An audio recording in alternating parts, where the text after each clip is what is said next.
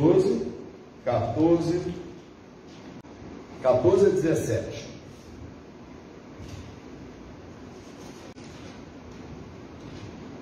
Segui a paz com todos e a santificação, sem a qual ninguém verá o Senhor. Atentando diligentemente, porque ninguém seja faltoso, separando-se da graça de Deus. Nem haja alguma raiz de amargura, que brotando vos perturbe, e por meio dela muitos sejam contaminados. Nem haja algum impuro ou profano, como foi Esaú, o qual por um repasto vendeu o seu direito de primogenitura. Pois sabeis também que posteriormente, querendo herdar a bênção, foi rejeitado, pois não achou lugar de arrependimento, embora com lágrimas o tivesse buscado. Bom, vamos um pouquinho ao contexto. A carta aos Hebreus. Não sabemos a autoria da carta aos Hebreus. Alguns dizem que foi o apóstolo Paulo, mas nós temos evidência dentro da própria carta que não permite concluir que foi o apóstolo Paulo, porque o escritor ou escritora da carta aos Hebreus diz que recebeu o ensinamento daqueles que estiveram com Cristo. Ou seja, o escritor da carta aos Hebreus era provavelmente um discípulo dos apóstolos. Tá certo? Isso em Hebreus 2 você pode constatar. A carta aos Hebreus ela foi escrita para quem? Para os judeus que estavam na diáspora, judeus cristãos. Eles estavam enfraquecendo-se na sua fé, muito assediados pelos judaizantes, que pregavam que eles tinham que voltar às velhas práticas do judaísmo e negar a divindade, a encarnação de Jesus Cristo. Ou seja, eles estavam sendo constrangidos a abandonar a fé cristã. E também muitos deles, por causa da pressão do Império Romano, eram levados ao martírio. Então, se eles negassem a sua fé, ficaria mais fácil lidar com a ameaça de morte. A situação não era fácil. O escritor aos Hebreus é uma pessoa que conhecia muito da lei. Então, toda hora, ele remetia lá às práticas, aos costumes judaicos, para mostrar para os hebreus que ele conhecia. E ao mesmo tempo ele fazia uma transposição, mostrando quem é Jesus nessa história. Então, quando ele fala do sumo sacerdote, ele diz: olha, agora há um único sumo sacerdote, que de uma vez por todas ofereceu todo o sacrifício, Jesus Cristo. Ele ao mesmo tempo, ele é a oferta de sacrifício e ele é o sacerdote. Então, o escritor aos Hebreus é uma pessoa que conhecia muito da lei judaica. Ele era um judeu, certamente, e agora estamos aqui já fechando a carta, já estamos aqui no momento das parênteses, das despedidas, aqui já ele fechando a carta aos Hebreus.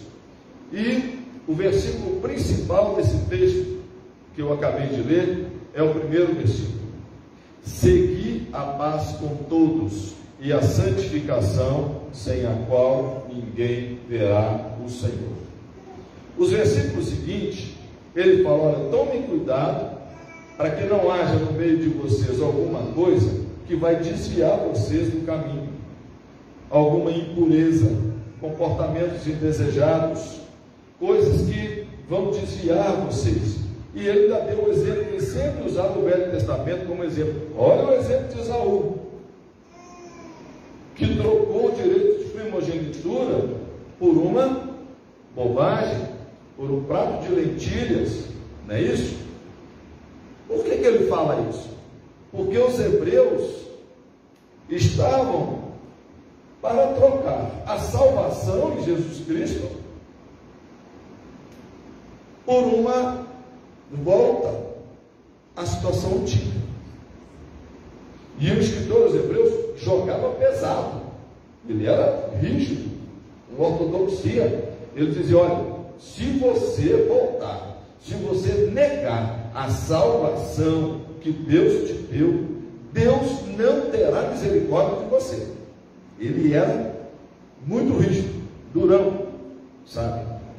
Então, a troca da salvação, abandonar a salvação de Jesus Cristo por causa de uma ameaça, por causa do assédio, do constrangimento, ele comparou isso ao que fez Esaú. Trocou o seu direito de primogenitura que ele tinha, que isso era muito importante naquela época, por um prato de lentilha, porque ele estava morto de fome. Aí ele perdeu esse direito. E depois ele se arrependeu, ele tentou consertar isso, mas o estrago já estava feito. E aqui então o escritor ou escritora aos Hebreus deixa claro que abandonar a fé cristã pode ser algo que pode nos trazer prejuízo, nos trazer uma séria perda. Mas voltemos ao primeiro versículo então, já que eu dei essa explicação desses 4 versículos, do que nós chamamos aqui dessa película. Voltemos então ao primeiro versículo, que é o centro então da nossa abordagem. Segui a paz com todos e a santificação, sem a qual ninguém verá o Senhor. A palavra seguir aqui, do verbo seguir, o verbo seguir, esse imperativo, ele na verdade ele não expressa na completude o que o autor quis dizer. Existem traduções que estão mais completas, existem traduções que dizem com mais intensidade o que é que o autor quis dizer. Sou um pouco pedante, até hoje de manhã eu estava falando com a presbítera Alzira sobre, eu não gosto muito de pregação, que o pastor fica citando grego, não sei o quê. Às vezes é um pouco pedante, mas às vezes a gente tem que fazer isso para poder você entender que o verbo lá no grego, que equivale ao seguir, ele é mais do que ir atrás. O verbo, ele diz o seguinte: busque com toda a força, busque com toda a intensidade, busca com toda a tua alma, busca com todo afinco, com toda dedicação. É esse o sentido que o verbo no grego quer dizer. Busque com todo afinco, aplique-se nisso, aplique-se para ter paz com todos. É isso que o verbo no grego quer dizer. Porque seguir a paz vai ser, então tá bom, estou seguindo a paz com todos. É mais do que isso. Aplique-se a ter paz. Lute para ter paz. Dê tudo de si para ter paz. Isso equivale um pouco ao que escreveu Paulo aos Romanos: naquilo que depender de vocês, tende paz com todos. Ou seja, se depender de você, esforce-se para ter paz com todos. Não é você ficar passivo, não, eu estou aqui, se ele quiser ter paz comigo, eu vou ter paz com ele. Não é isso que Paulo falou. Não, se ele quiser ser meu amigo, eu sou amigo dele. Não é isso. Paulo disse: faça tudo para ter paz com ele, porque às vezes depende de você ou de mim. Depende de você se dirigir a ele e pedir desculpa. Olha, foi mal, eu falei o que não devia, escrevi o que não devia, agora eu compartilhei o que não devia, sabe? Então, olha, eu quero te pedir perdão. Então, é esforçar para ter paz. Paz aqui no texto é paz entre pessoas mesmo. Não é a paz universal que as missas ficam dizendo, né? Eu quero não sei o que, e a paz do universo. Não, a paz aqui, que esse versículo fala, é a paz comunitária, é a paz na sociedade, é a paz entre nós, é a paz que nós estamos querendo aqui no Brasil. Botar fim a essa polarização que só levou a separação de amigos e de família, é paz, uma paz que seja duradoura, construída em cima de alicerces sólidos. E me diz então o autor: lute para ter paz com todos e a santificação, sem a qual ninguém verá o Senhor. Mas pastor, o que é santificação para os presbiterianos? Aí é doutrina. O que é santificação para nós? Santificação é: eu vou pegar agora todos os meus discos do Pink Floyd e vou quebrar todos. Já viu? Você já ouviu falar que teve gente que fez isso? Vou pegar todos os discos do Pink Floyd, porque se eu toco o disco ali de trás para frente, eu escuto o diabo falando. Agora que praticamente acabou o vinil, eu tenho lá em casa, parece que o diabo parou de falar. Ele só falava no vinil, né? Agora ele parou de falar. Então, não, gente, não, eu peguei todos os discos do YouTube, do Led Zeppelin, né? Os discos de samba, quebrei tudo, porque eu agora sou de Jesus. Eu agora estou buscando a santificação. Isso não é santificação. Isso é crendice. Quem é santificado consegue dialogar com a cultura, consegue tirar da cultura o que é bom e separar aquilo que não convém. Tem muita coisa na cultura que não convém, né? Eu gosto muito de funk, aprendi a gostar de funk, mas o proibidão tem jeito, né? Enquanto tiver funk estimulando a violência sexual, estupro, sexo coletivo e tudo mais, isso não dá para dialogar, né? Enquanto o funk tratar a mulher como objeto, né? Muitos funkeiros aí, não dá. Ou enquanto muitas funkeiras se colocaram como mulheres objeto, também não dá. Mas a santificação, o que é isso para nós? A santificação para nós, presbiterianos, é um processo que começa no dia em que você tem um encontro com Jesus, no dia em que você professa sua fé em Jesus, em que você diz: Jesus, eu confesso que o Senhor é o meu Salvador. Ali começa a santificação. Por quê? Porque para nós, reformados, quem nos alcança é a graça de Deus. Nós, por costume, dizemos assim: eu aceitei Jesus. É por costume, eu entendo, mas eu não aceitei Jesus coisa nenhuma. Foi Ele que me aceitou. Foi Ele que foi atrás de mim. Foi Ele que me buscou. Foi Ele que me alcançou com a graça dele de tal maneira que eu não resisti. E estou aqui. Aliás, eu nunca saí, graças a Deus, né? Desde o colo da minha mãe. Então, é Ele. E a reconciliação que eu preguei domingo passado, também ela vem de Deus. A fé, ela vem de Deus. Olha, eu tenho fé. Você não tem fé? Quem botou a fé em você foi Deus.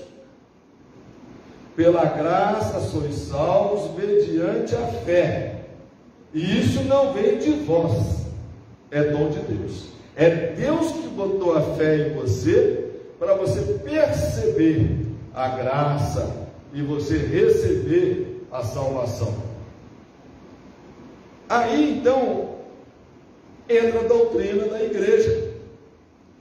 Porque o que é a santificação para nós? Quando nós tivemos a nossa dívida cancelada na cruz, quando Cristo morreu e cancelou a nossa dívida, quando Deus nos chamou à reconciliação, é Deus que nos chama, Deus nos chamou à reconciliação, como eu preguei no domingo passado, na manhã, que Deus nos chamou a reconciliar com Ele. Naquele momento começou o processo de santificação. Quando eu tive um encontro com Deus, quando Ele me reconciliou, quando Ele me justificou, Ele pagou todos os meus pecados, mas eu continuei sendo um sujeito necessitado de correção.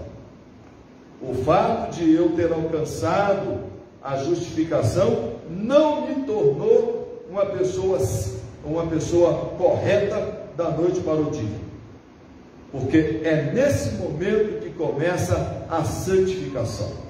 Ou seja, eu estou no processo de caminhada, estou na igreja, eu estou na igreja aqui há 32 anos. Muita coisa que eu pensava, eu já não penso mais, porque Deus veio me moldando. Piadinhas machistas que eu contava, eu não conto mais. Piadinhas homofóbicas que eu contava, eu não conto mais. Piadinha de judeu, de árabe, de palestino. Brincadeiras constrangedoras com nossos irmãos pretos, não falo mais. Ou seja, é apenas um exemplo que eu estou te dando de transformação. Na minha casa, talvez em algum momento, nunca pensei muito nisso, mas talvez em algum momento eu achasse que o serviço doméstico fosse maior responsabilidade da minha esposa, e consegui eliminar a palavra ajudar. Eu ajudo em casa, não ajuda não, o homem em casa, ele também é participante das mesmas tarefas. Ou seja, como é que você muda essa mentalidade? Coisa simples, coisa do dia a dia, né? A impaciência no trânsito. Quantas vezes eu corri risco, porque o trânsito é uma coisa horrorosa, você reage com uma pessoa, você pode morrer. Então é melhor você engolir seco, melhor você ficar quieto, pedir a Deus para abençoar aquela pessoa, segue seu caminho. Às vezes eu estou na rodovia, eu vou ultrapassar o camarada, ele vê que eu estou ultrapassando, aí ele começa a correr. Eu falei, gente, mas por que ele está correndo? Eu só queria ultrapassar ele, sabe? Ah não, agora se ele está a 130 eu vou também. Não, eu fico ali no meu 100 e deixo ele embora. Ele não quer que eu ultrapasse ele, sabe? Já percebeu? Parece que isso acontece. Parece que acontece com você também? Parece, né? Então, são exemplos pequenos de mudanças que nós precisamos ter para dar testemunho, para vivenciar uma fé cristã verdadeira. Eu vi pessoas, gente boa, defendendo o armamento da população, são cristãs. Assim, não, você perdeu a santificação. Você perdeu, porque chamar aqui de arma, né? Se bem que o escritor hebreu chamou de espada, né? Então eu posso chamar de espada. A única arma do crente é a palavra. Enquanto, infelizmente, tinha pastor com revólver dentro da pasta. Antigamente, pastor dentro da pasta só tinha a Bíblia. Então parece que nós, cristãos evangélicos, perdemos a nossa santificação, aderindo a certas coisas que não tem nada a ver com vida de santidade. Execramos certas coisas, mas fazemos vistas grossas a outras coisas. Quantos e quantos cantores, não só da música popular brasileira, mas da música americana, vou citar aqui Elvis Presley, Johnny Cash, Rihanna, tantos outros cantores de igreja, mas que já não podem mais cantar na igreja porque estão cantando músicas do mundo, sabe?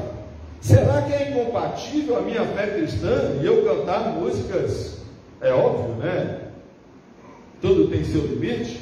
Mas se eu sou um cantor cristão, eu sou um cantor, eu posso cantar músicas lá fora que não sejam necessariamente gospel. É óbvio que eu preciso ter cuidado com o que eu vou cantar também, né? Assim como o Chico Buarque hoje, ele não canta certas músicas que ele compôs no passado. Ele falou: essa música eu não canto mais, porque é uma música totalmente machista. Ele falou: eu não canto mais essa música. Então a gente precisa fazer essa revisão, porque o tempo passa e a cultura muda, e a gente acaba descobrindo esse, puxa vida, até Chico Buarque escreveu canções machistas, e ele não canta, não toca mais. É importante a gente fazer essa revisão. Agora, nós cristãos desperdiçamos tantos talentos, expulsando-os da igreja, porque estavam cantando músicas do mundo. Que músicas do mundo? Onde é que nós estamos? Nós estamos no mundo, e o mundo é o melhor lugar que existe para se viver, que é o melhor lugar que Deus criou para nós. Deus não criou isso aqui para os ímpios e pecadores. Ah, praia. Eu sou do tempo que o crente não podia ir à praia. Gente, mas por que eu não posso ir à praia, meu Deus do céu? Ah, porque tem muita mulher pelada. Gente, mas eu só quero ir à praia, sabe? E hoje eu vejo, às vezes, crentes na praia. Alguns crentes vão à praia de vestidão e entram lá assim, meu Deus. Às vezes fica mais sensual de vestido molhado do que se estivesse de biquíni. Ninguém ia olhar se estivesse de biquíni, mas entre de vestido fica sensual. Certas visões de que santidade é isso. Isso não é santidade. Isso não é santidade. Mas essa interpretação errônea do que é ser santo, ela é antiga. Foi por causa disso que surgiram os mosteiros. O que é um monastério? Mon é um. Térios é atividade, é uma pessoa que vai em busca de uma atividade. Por que surgiram os monastérios? Porque as pessoas estavam em busca de uma ascese tão grande com Deus, que elas então queriam se desligar do mundo. Não vou ligar em nada que vai me fazer pecar. Ou então não vou ver televisão, eu não vou mexer com esse negócio aí, tal de rede social, estou abrindo mão de tudo isso, eu vou agora para o convento, e ali eu vou ficar só dedicando, só orando, só rezando, e eu mesmo vou plantar o que eu vou comer, eu mesmo vou produzir a minha cervejinha. O lado bom do monastério é que eles desenvolveram uma cervejinha muito boa, né? Aquela cerveja de monastério, cerveja da abadia, que é muito boa, né? E aí, isso é o lado bom, tá vendo? O bom resultado que deu, né? Mas assim, como é que você alcança a santificação se afastando da realidade? É muito fácil ser santo desse jeito. Eu estou no monastério, não me importam os 20 mil belo-horizontinos que estão dormindo ao relento toda noite. Não estou nem vendo isso. Eu não me comprometo com isso. Não me importam os 31 milhões que estão passando fome. Aqui no mosteiro nós plantamos a nossa comidinha e a nossa cervejinha está aqui garantida. Olha, desse jeito é muito fácil. Isso não é santificação. A santificação é um processo contínuo de mudança em nós mesmos. E essa mudança, ela se confirma em nós quando nós passamos a assumir cada vez mais o caráter de Cristo em nossas vidas. Isso é santificação. Santificação não é você deixar de sentar na mesa do bar com um amigo seu porque ele não é crente. Ah, pastor, você vai sentar ali naquele bar com aquele sujeito que está tomando cerveja? E qual o problema? Ser santo não é deixar de ter um amigo que não é crente. Ora, eu ser amigo só de crente é muito fácil. Como é que eu vou comunicar para alguém que não é crente as boas coisas que Jesus fez na minha vida? Sabe? Aí o outro não vai. Eu gosto muito de festa. Eu e o Cássio temos festa de aniversário de 15 anos das 2 filhas. Eu tive gente da minha família que não foi convidado, mas não foi às festas. Sabe por quê? Porque tinha música, tinha cerveja para quem queria tomar cerveja, tinha alegria. Tinha tanta coisa para celebrar, mas não, estavam lá curtindo a sua santidade, uma santidade tão santa, que abriu mão do convívio com o parente, com o amigo, com a alegria das nossas filhas, que estavam lá, comunicando para as pessoas: olha, estou fazendo 15 anos, estou feliz que vocês estão aqui, sabe? Pessoas que deixam de ir numa festa porque, não, eu estou aqui no processo de santificação. Isso não é santificação. Isso às vezes, muitas vezes, é preconceito, muitas vezes é você ficar antissocial, sabe? Você se torna uma pessoa cada vez mais afastada, você se torna um bicho estranho, porque você confunde santificação com aceitar ou não ir a uma festa. Eu vou à festa, lá eu não vejo o que eu faço. Se for bom, eu quero; se não for bom, eu quero. É óbvio que tem festa e festa, né? Se for uma rede, não me chama não, porque, é claro, é outra coisa, mas eu tenho que analisar o que é bom e o que não é, tá certo? Examinar tudo, como diz o apóstolo Paulo. Então a santificação, ela é cada vez mais a gente demonstrar o caráter de Cristo na nossa vida. Você tem o cheiro de Cristo, você está em caminho da santificação. Não tem o cheiro de Cristo, você tem problema. Você tem problema. Não é então se isolar, não é se afastar do convívio social, não é deixar de visitar um amigo que não é crente, não é deixar de ter um relacionamento social, de escutar uma boa música, não é deixar de ir a um concerto, não é deixar de ver uma peça, um teatro, não é deixar de ler um livro. Não, eu agora só leio a Bíblia. A Bíblia para nós é o livro por excelência, mas tem tanta literatura boa que você deve ler. Ler os clássicos, vai ler, isso faz bem para a alma também. Tudo isso vai te capacitar. E sabe quem é que botou o dedo nessa questão? Martinho Lutero. Porque na época da Reforma, profissão que tinha valor era só a profissão do clero.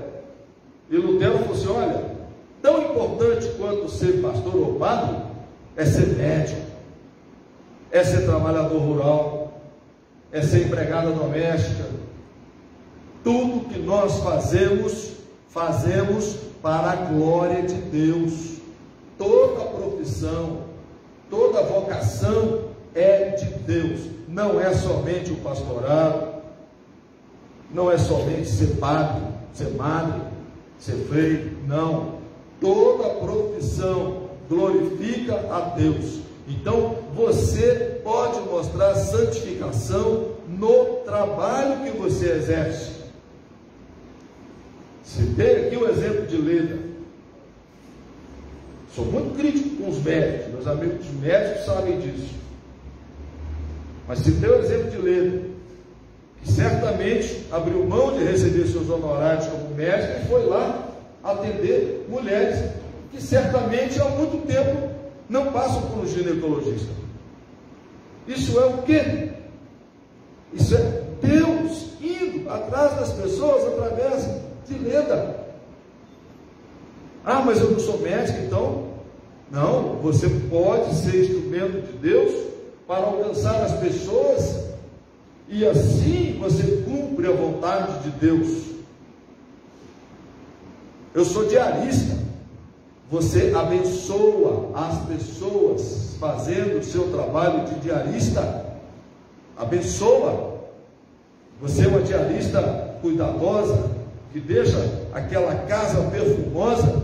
A pessoa chega em casa: gente, mas que limpeza, que perfume, que coisa agradável, que mulher bacana. E você ainda deixa lá um bilhetinho, que as meninas diaristas chamam as outras de patroa, né? Deixa lá um bilhetinho para a patroa. Ela vai ter um dia, espero que o seu dia seja agradável, que a limpeza esteja contente. Você vai abençoar uma outra pessoa. Você é motorista de ônibus. Anteontem eu fui a uma festa. Não, desculpa, Ontem eu fui ao Detran fazer uma vistoria do carro. Na hora que eu entrei lá para pegar a senha, o porteiro lá do Detran, depois que eu peguei a senha, sabe o que ele falou comigo? Deus te abençoe. Aquilo veio tão bem para mim, uma palavra de bênção. Deus te abençoe. Aquilo calou fundo em mim e realmente eu me senti abençoado. Então ele ali na portaria entregando um cupom, ele é instrumento de Deus para abençoar as pessoas. Você pode fazer isso na sua vida, em toda a sua atividade. Isso é exemplo de santificação. E para terminar, a santificação, ela só será concluída no dia do nosso Senhor Jesus. Só quando Jesus vier, ou quando a gente for.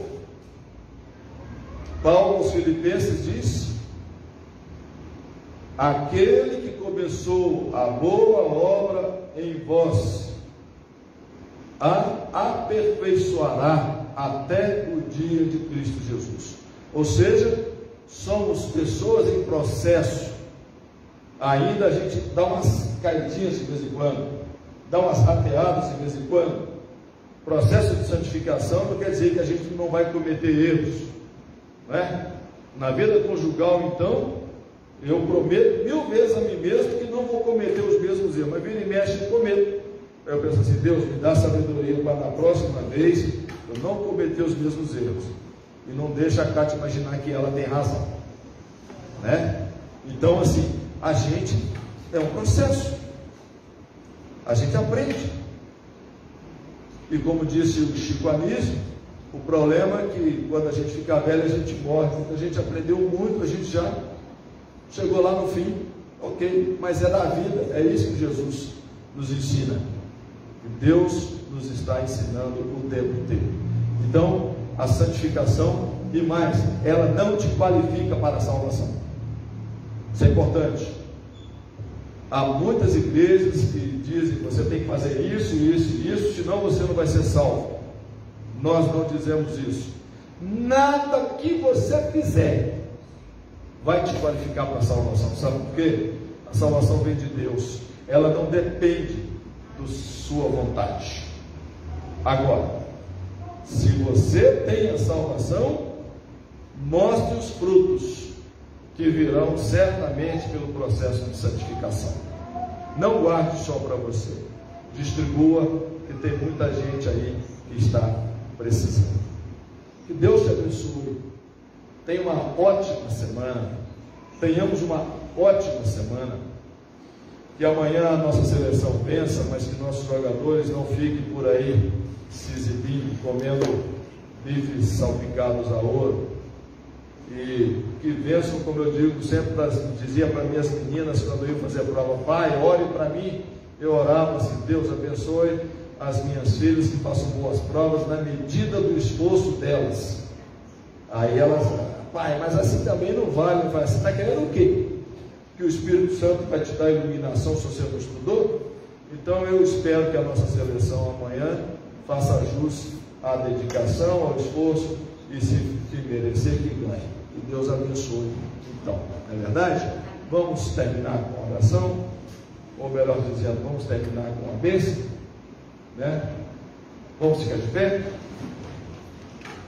Meu irmão e minha irmã, que a graça de nosso Senhor Jesus Cristo, que o amor de Deus, o nosso Pai, que a doce comunhão do Espírito Santo seja com você. Que você perceba a presença dEle, que você perceba que a santificação é um processo que começa com Ele e termina com Ele, e que você seja esse vaso sempre disposto a ser moldado e remoldado pelo oleiro, que é o nosso próprio Deus.